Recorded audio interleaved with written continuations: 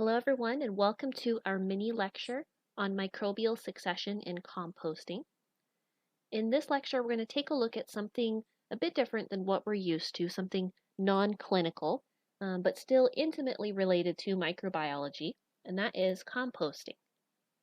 Composting is the process of microorganisms breaking down organic materials into a soil-like product called humus. It's basically a semi-controlled and accelerated version of what happens in nature when organic materials decompose. Many different materials can serve as the starting material or the feedstock for composting, but these can include manures, grass clippings, leaves, and food-based kitchen wastes as well. Composting offers the benefit not only of getting rid of wastes, but when compost is applied agriculturally, it can benefit a soil by increasing the content of organic matter, providing essential nutrients to crop plants, reducing the occurrence of plant diseases and pathogens, and compost also contains chemicals that stimulate plant growth. So it's an important tool in the toolbox of people who are involved in agriculture. And as we've seen, composting is mediated by microorganisms. They are the central players in this process. Bacteria and fungi are the two main categories of microbes that play a role in composting, and they have unique metabolic capabilities that allow them to break down the organic materials that serve as the feedstocks for compost. So bacteria and fungi differ slightly in the roles that they play in composting. Bacteria are by far the more numerous of the microbes in the composting community. They represent 80 to 90% of the microbes present. They perform decomposition rapidly during the initial stages of composting, as we will discuss in just a moment. And this is contrasted to fungi, which sometimes play a more significant role in the later stages of composting and break down materials more slowly. However, fungi have some characteristics that set them apart from bacteria in that they are typically better at tolerating dryness and acidity than bacteria are. They require aerobic conditions, whereas many bacteria are able to tolerate anaerobic conditions. But fungi are also valuable in that they play a role in breaking down the woodier parts of plants that are more difficult and take a longer period of time to break down. So these are the main microbes involved, main categories of microbes involved, but this does not mean that the microbes that are present in composting remain static over time. And in fact, there is something we call a succession of microbes over the course of a composting process, which is a way that the structure of the microbial community changes over time in response to the changing conditions in the compost pile. In particular, temperature of the compost pile dictates which microbes tend to be predominant at different stages of the process. And as we've seen before, there are multiple types of microbes that can be categorized based upon their preferential temperature environments. And the ones that are involved in composting are typically the mesophiles and the thermophiles, meaning the ones that tolerate moderate temperatures and slightly higher temperatures, the thermophiles. So let's take a look at the different phases of composting and how the microbial succession takes place over the course of those phases. We're going to rely on this figure here from Fisher and Glaser, which shows a variety of different metrics that change over the course of a composting process, but we want to keep an eye on the red line indicating temperature, as well as the dotted brown line indicating the mesophile population and the dotted orange line indicating the thermophile population. The first phase of composting is called the Mesophilic phase. As the name of this phase suggests, the temperatures during this phase are moderate, below 105 degrees Fahrenheit. The species present in the compost at this stage vary depending upon what the feedstock is. They can range from fecal bacteria if the feedstock is a municipal waste, to bacteria that typically colonize produce and food, to soil microbes. And during this phase, the labile sources of carbon are rapidly consumed by these microbes. Labile means the easily accessible and easily broken down forms of carbon. During this time, as these rapid decomposition events occur, the metabolic activity causes the temperature in the compost pile to quickly rise. As we can see, the red line indicating temperature increases through the Mesophilic phase. And as it increases, this will cause the compost to enter the next stage, the thermophilic phase. But before we talk about what goes on the thermophilic phase, I want to show you a quick video or a quick animation of what this heat coming off the compost looks like.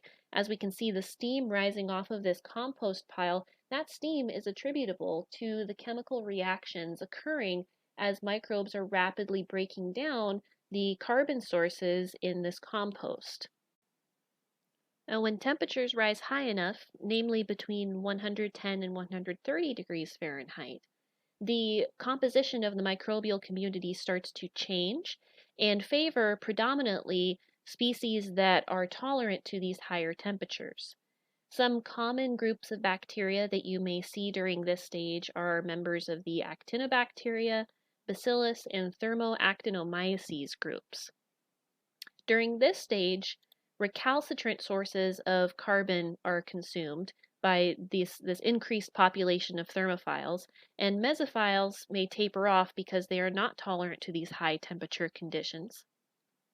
The heat that occurs during the thermophilic phase plays an important role in the compost development because the heat will kill pathogenic microbes and thus play a role in partially sterilizing the compounds that are present of dangerous microorganisms, and also will kill some weed seeds that could potentially germinate in the compost after it matures.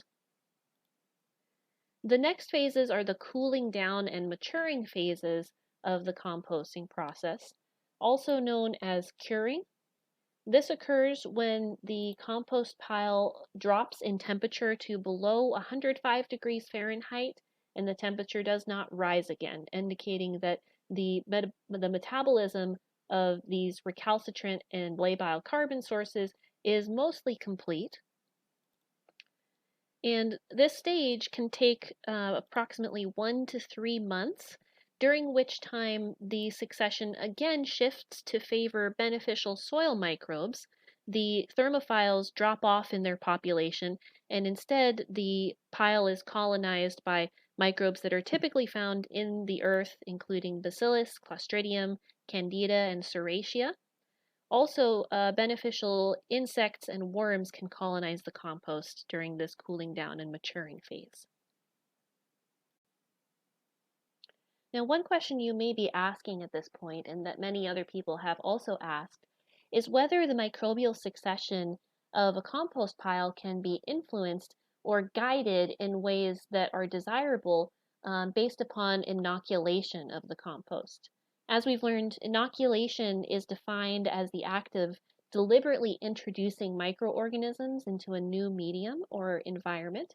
And so, is it possible to influence the progression of a composting process by introducing bacteria or fungi that benefit our goals in the composting process in some way? The results of studies that look at inoculation are generally pretty mixed.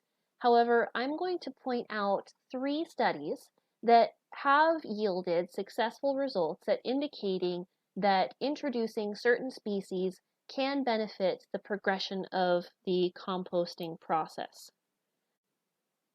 One of these studies, performed by Wang and colleagues in 2011, looked at the breakdown of a feedstock consisting of wheat straw combined with either cattle or chicken manure, and deliberately inoculated the species Penicillium expansum, which is a lignocellulitic fungus.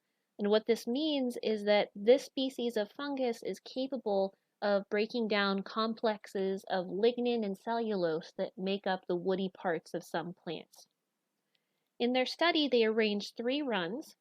One trial that involved uninoculated cow manure that was considered the negative control, a second run that involved inoculated cow manure, and a third that involved inoculated chicken manure. What they found was that the breakdown of recalcitrant or difficult to decompose carbon sources was accelerated by the presence of the inoculum.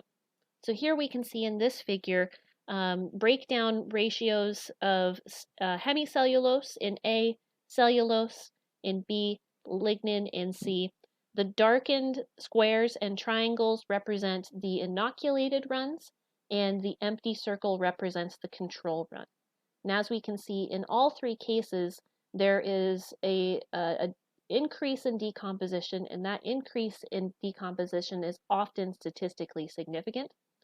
However, another finding was that the type of manure in the feedstock did not appear to influence these outcomes, since the difference between the chicken and cattle manure were not statistically significant in most cases, as we can see from their overlapping standard deviations.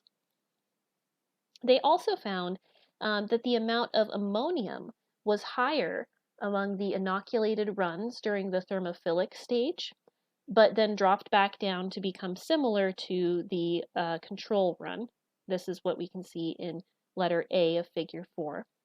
Nitrate levels, on the other hand, in the inoculated run ended up significantly higher than in the control run. So the fungus does appear to play a role in the production of labile nitrogen sources. Also consistent with the finding that more recalcitrant carbon had been degraded, a higher percentage of humus was achieved after 35 days in the inoculated runs compared to the control run, which is what you can see in figure 6. Another study that had a look at the inoculation of a fungus into a composting system was achieved by Hachicha and colleagues in 2012. In this case, the feedstock consisted of a mixture of spent coffee grounds, chicken manure, and wastewater from an olive mill. The species of fungus that was inoculated in this case was Tramedes versicolor, which is a specialized lignin-degrading fungus. 2 treatments were arranged, one inoculated and one uninoculated. And in these treatments, the fungus was inoculated after the thermophilic phase, and instead during the cooling down phase, because this fungus would have been killed by the higher temperatures characteristic of the thermophilic phase. And as we can see at the point of inoculation, an increase in temperature of the composting system was observed for a duration of 2 weeks after the inoculation, which suggested that there was increased decomposition activity taking place in the pile. At the end of the composting process, it was also observed that there was a higher production of humus in the inoculated treatment versus the uninoculated treatment. And although there are a variety of ratios present in this data table, the one that I want to pay attention to is the one that I've boxed in red. As we can see, at the end of the composting process, the inoculated pile W2 had a higher percentage of humus production compared to the uninoculated control W1. A third and final experiment that involved the inoculation of Thermoactinomyces vulgaris strain A31 into food waste by Kay and colleagues in 2010 looked at a different type of microbe, in this case a bacterium instead of a fungus, and notably a thermotolerant one that would be active throughout the thermophilic phase, as well as with lipolytic capabilities that could decompose lipids or fats, which often decompose poorly during the composting process. So the question was whether this bacterium could improve that. They created 2 treatments, an inoculated one and an uninoculated one, and they found that there was a significant increase in the decomposition of the crude fats in the inoculated treatment.